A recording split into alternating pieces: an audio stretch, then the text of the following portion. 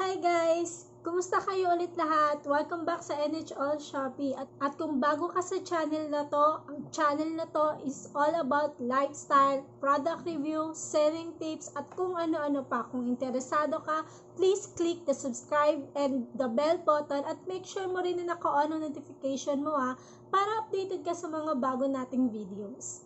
I gave you my heart.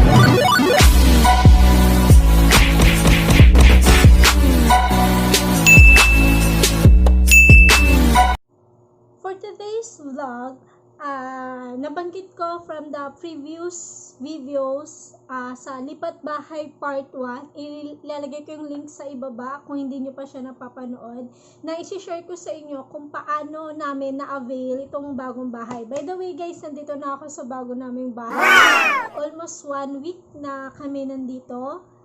October 3, exact date na naglipat kami dito. Maglalagay ako ng mga ilang clips about doon sa mga paglilipat namin dahil hindi ko siya na-videohan ng buo, hindi ko siya talagang alam mo yun, hindi ko siya naayos kasi sobrang busy talaga, and alam ko sinabi ko to sa previous videos ko na ang dami namin ginagawa, ang dami namin kailangan i-impake. So, ayun, hindi ako masyado nakakapag-video. And aside doon, hindi ko pa siya mapakita sa inyo ng buo kasi hindi pa naman siya ganun ka talagang totally ayos. May madami pa kami dapat ayusin dito sa bahay namin. Pero nakita nyo naman, napinturahan na namin, and papakita ko sa inyo yung ibang clips, and update ko na lang din kayo sa susunod namin kung ano yung mga ipapagawa namin. Papakita ko rin yan sa inyo before and after. Natutuwa lang din ako sa yung ang perfect lang din ang timing ng paggawa ko ng YouTube kasi madodocument ko yung paglipat namin ng bahay, madodocument ko lahat kung ano yung maayos namin dito, mapagawa namin dito, kung saan kami nagsimula. So alam mo yun, mababalikan ko tong moment na to na nagsisimula pa lang kami sa bagong bahay. Anyway, hindi yun yung pag-uusapan natin for this video. I-share ko sa inyo kung paano kami nakapag-avail ng bahay. Number 1 tip sa pagkuha ng bahay, syempre dapat i-consider nyo yung monthly income nyo. Kung may asawa ka, may partner ka, or single ka, plano mo siya ng mabuti. Tignan mo mabuti kung magkano ba yung kakayahan mo mag-avail ng bahay. And please take note, hindi ito short term. Long term ang pagkuha ng bahay.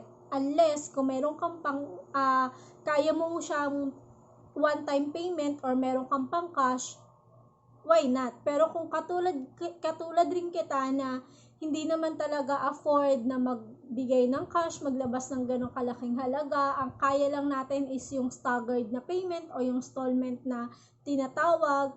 So, kailangan mo siyang iplano. Kailangan mong alamin kung magkano ba yung monthly income mo, kabuuan ng expenses mo monthly. Kailangan mo siyang alamin para kung kaya mo bang mag-avail ng ganito kalaking bahay, or row house lang, townhouse lang, or single attached house. Kasi iba-iba naman ang klase ng bahay na pwede mong pagpilian at sasakto doon sa magiging budget mo. So kailangan mo lang talaga siyang planuhin, at kailangan ang isip mo is pang long term kasi pang matagalang hulugan to, hindi to yung 1 taon lang, 2 taon. Kami na-avail namin is 30 years to pay. Pero depende naman din yan sa'yo kung gugugulin mo yung buong 30 years or iiksian mo siya. Syempre, kapag may extra ka naman, why not na ibayad mo na lang para ma-lessen yung mga years ng pagbabayad mo, di ba? Pero yun yung sagad niya, 25 to 30 years. So, long term siyang pagpaplano. Hindi siya basta-basta. Kasi kung ngayon, kumikita ka ng malaki, and let's say, katulad ang nangyari sa atin ngayon, nagkaroon ng pandemic, kung binigla mo, kumuha ka ng bahay na worth 20,000 monthly, 10,000 monthly, tapos bigla tayong nawala ng trabaho, nag-shutdown lahat kasi pandemic. So, saan ka kukuha ng pang monthly income mo? 'Di ba? Yung mga ganung worst scenario dapat iniisip natin. Dapat kasama yan sa pinagpaplanuhan natin. Kung just in case na magkaroon ng mga emergency, is kaya mo pa bang ma-sustain yung monthly amortization mo sa bahay. So kasi kung iisipin mo, kunwari 10,000 sa isang buwan, hindi mo siya nabayaran. Sa susunod na buwan, magiging 20,000 na yan. Sa susunod na buwan, magiging 30,000 na yan. Do you think kaya mo pa ba siyang i-sustain? Kaya mo pa ba siyang bayaran? Unlike kapag naging wise ka or iisipin mo talaga na isisave ko na lang kung may extra ko or ibabawas ko na lang siya sa principal. Pero sa ngayon, ako kunin ko is yung maliit lang muna. Let's say, katulad ng sa amin, 2,000 lang yung monthly. Yung iba, mayroong 5,000 yung monthly, may 6,000 yung monthly. So, kailangan maging realistic ka rin sa mga bagay-bagay. Huwag kang tumingin sa kung ano lang yung kita mo sa ngayon. Ang kailangan mo tingnan is kung hanggang kailan mo siya kayang i-sustain yung monthly amortization niya. Okay? So, once na settled mo na, napagplano ka na, magkano yung kaya mong i-avail na bahay, and nakapag-usap na ng husband mo, or kung single ka, na plano mo na, make sure na manghingi ka na advice sa mga parents mo, sa mga kaibigan mo, or sa may mga experience mapagkuha ng bahay, para at least guided ka pa rin. Meron kang kahit papaano alam sa pagkuha ng bahay. At huwag mo rin kalimutan, syempre, ipag-pray. Kasi hindi naman to instant. Hindi to siya na kapag ginusto mo is mabibigay sa'yo. Syempre, si Lord pa rin naman ang makakapagsabi kung nararapat yung bahay para sa atin. Okay? So, pangalawa, naghanap ako ng agent. So, saan ako nakahanap ng agent? Naghanap ako ng agent through Facebook. Nag-search lang ako mga house and lot. Kahit i-type mo lang siya, maraming lalabas yan. House and lot group or mga binibentang bahay, binibentang lupa. Join ka lang dyan or message ka lang kapag may mga nakita ka na feeling, na interesado ka, join ka lang, then yun, mag-ask ka lang sa kanila, tapos kung may tripping sila, sumama ka. Hindi naman ibig sabihin na kapag nag-tripping ka is kukuha ka na agad.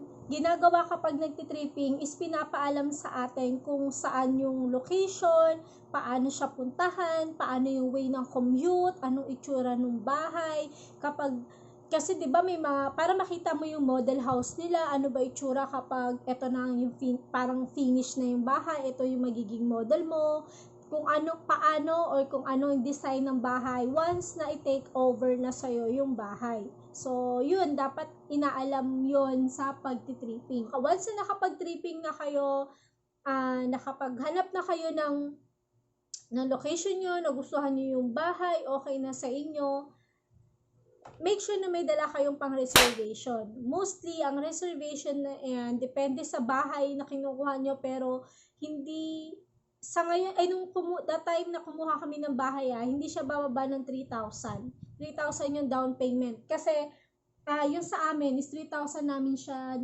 ni-reserve. Maiba kasi 5,000, 10,000. Depende talaga sa klase ng bahay.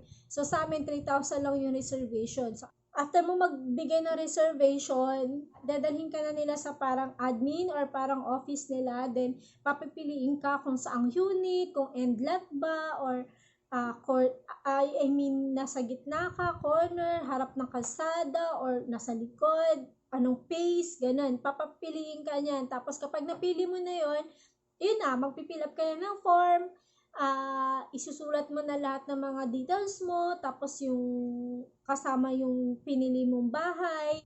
After makapag-fill up ka ng form, nakapagbigay ka ng reservation, bibigyan ka nila ng form, ng list ng requirements na kailangan mong i-provide sa kanila. Then, after ma-provide mo sa kanila yon, kukontahin ka naman nila kung kailan, or minsan sinasabi nila the time na nag-reserve ka, o kailangan mo tong i-comply yung mga requirements within a month, within a week, depende sa developer mo kung gawa na ba yung bahay or lupa pa lang ba yun or ongoing pa yung construction. After mo makapagpasa ng requirements, tuloy-tuloy na yung pagbabayad mo ng equity. Kapag once na approve ka na kay Pag-ibig, magno-notify sa'yo yan si Pag-ibig, papadalhan ka niya ng sulat, naka-address yan kung saan yung i-address na nilagay mo sa kanila, or pwede naman sa ngayon email na, 'di ba, through email. Then ayun, naka-indicate na doon kung kailan yung monthly amortization mo, naka-indicate doon kung kailan kung anong araw ka magbabayad o yung araw ng due date mo. Then 2 years, medyo malaki pa yung magiging monthly amortization mo kasi may kasamang insurance, MRI, fire insurance, may mga kasama siyang ganun. So, parang kami, nag-range kami ng 2.5 monthly. Then, after nung 2 years, magda-down na yung monthly amortization mo. Depende na rin ata sa computation ni Pag-ibig. Yun yung ginawa namin para makapag-avail nitong bahay. O may tanong pa kayo, pwede nyo po akong i-comment sa baba, i-message nyo po ako, masipag po akong sumagot. Then, ilalagay ko rin po yung link sa ibaba, yung part 1 and part 2. Then, yung promise ko po sa video, ilalagay ko po rito, nung time na naglilipat na po kami.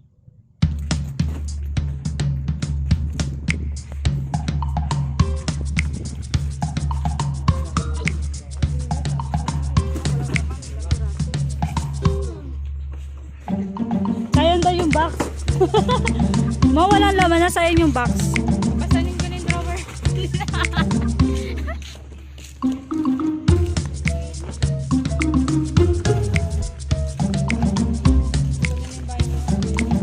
Sana tutulog guys. Sa ibabaw lang ng